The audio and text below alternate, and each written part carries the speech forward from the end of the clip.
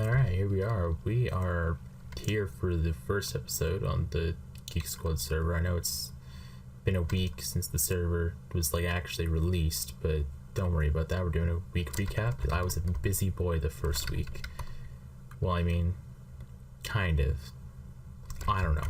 Anyways, this is our spawn. It's pretty decent in my opinion. It was a build competition at the end of last season apparently, and this is just the winning spawn. This is what we have.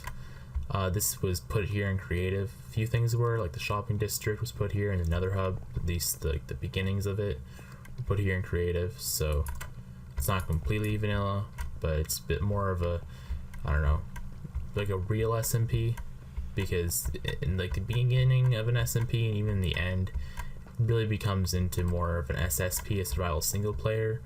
So in order to have the multiplayer aspect, we have things like /home, /spawn, which really help out.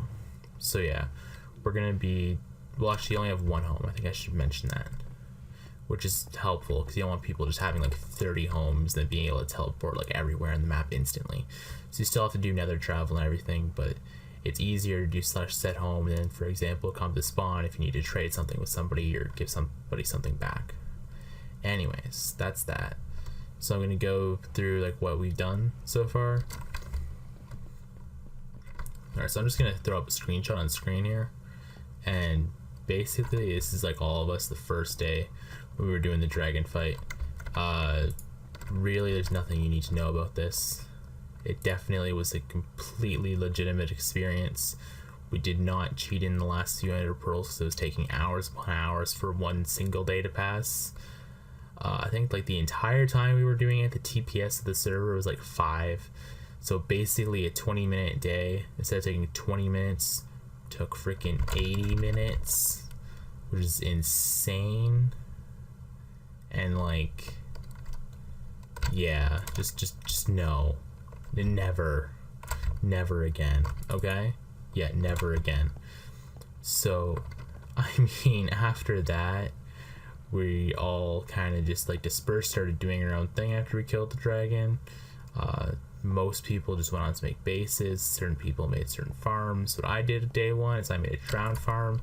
So that's the first thing I'm going to be showing off today. So I'm going to go there right now and I'll be back in a second.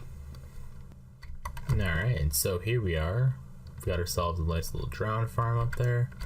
So I made this day one. As you can see, I got all my sand from here. Well, at least some of it. I got some sand from over there as well, on top of that hill, because I needed to chop that down anyways. That's why it's all lit up as well, because you don't want mobs to be spawning up there when you're up top AFKing. I did kind of torch spam that a little bit, so oops to me. But anyways, let's go on up here and take a look at the farm. This here is just Ilmango's standard river biome trident farm, which he made in, I believe, the 1.13 snapshots. So we have these slabs here hanging over by 7 blocks, so that at no point in the entire farm is there an area where the light level is above level 7. Oh, look at that. There's one with a trident. Imagine if we got a trident from this. That would be insane. I really doubt it, but oh, we got a drowned head and a gold ingot. Okay, that would have been cool if we got a trident, but no. So yeah, so how this farm works is the player AFKs. Oh, let me get out of my electrifying. The player AFKs down here, and then drowns will spawn in the water. They'll fall down, and then as soon as they fall down, they'll start tracking this turtle egg, and then they will walk down here and go down into there because they think that they can walk across these trapdoors, even though they can't really because they're open, but their AI allows them to think that they can. So yeah, this farm works pretty well. It doesn't work when there's multiple people on because other people are taking up the mob cap, so it's hard for us to get stuff to spawn, especially at this height. But overall, it works pretty good. It's the most efficient way to farm drowns in my opinion. You can use a river, or not a river biome, an ocean biome design, but I prefer this. Anyways, let us go to the other farm that I've made so far. Alright, and so here we are. We are at the Guardian farm, which is the second farm that I started making on the server. So day one I did some end raiding, and then I made the drown farm, and then after that I made a simple mob farm over there, which you can kind of see the tower for, and then it's just Nembon's flushing farm design, just general mob farm so they can get us some gunpowder.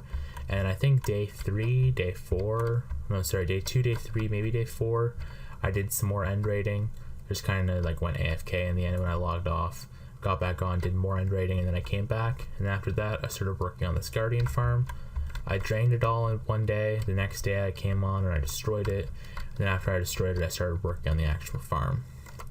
If we go into Lightmatica here, I actually have the schematics for the villager breeder, the wither skeleton farm from Nembon, which I am going to load here real quick.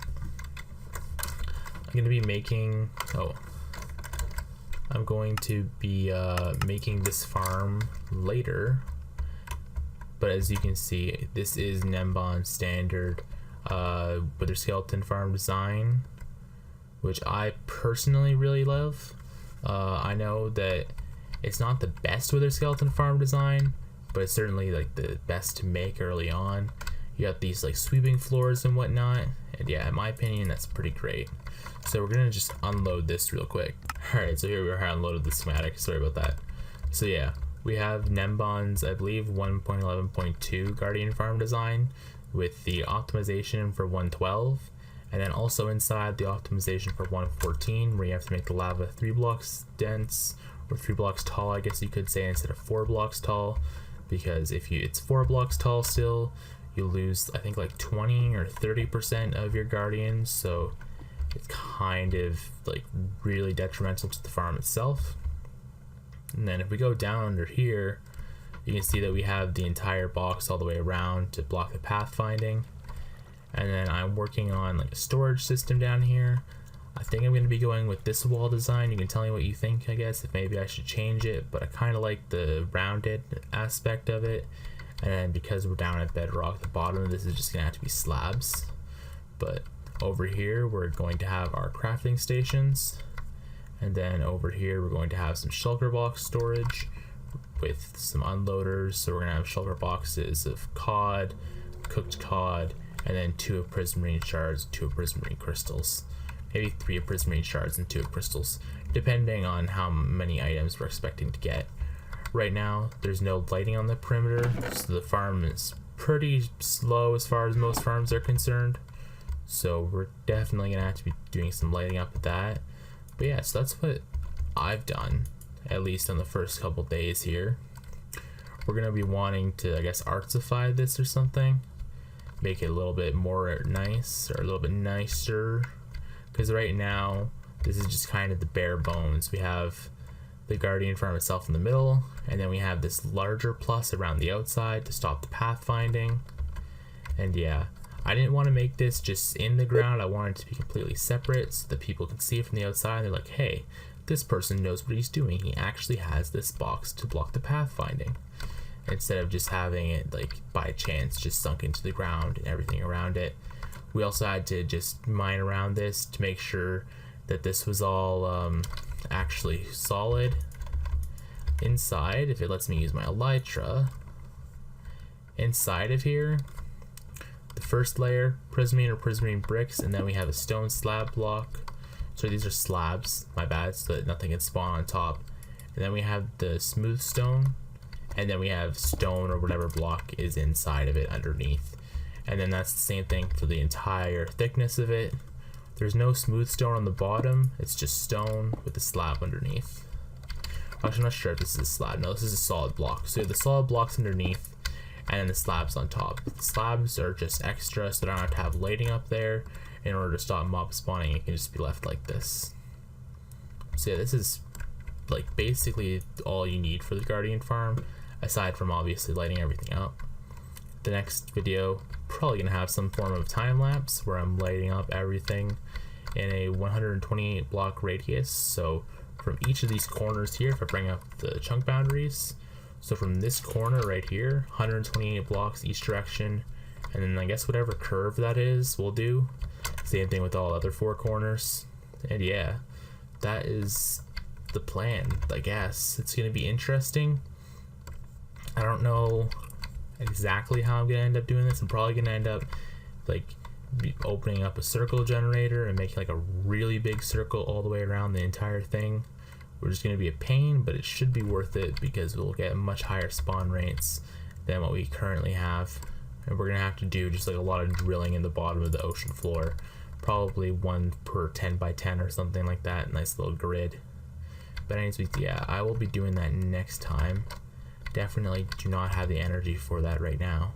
So yeah, you know what to do, you know?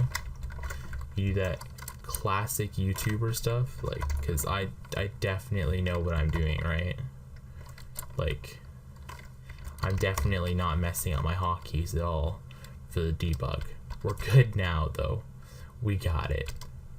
Alright, so yeah, next time it's gonna be me actually, like, doing stuff, but I didn't make a video for the first week, so this is kind of just like a quick little recap of what I've been doing.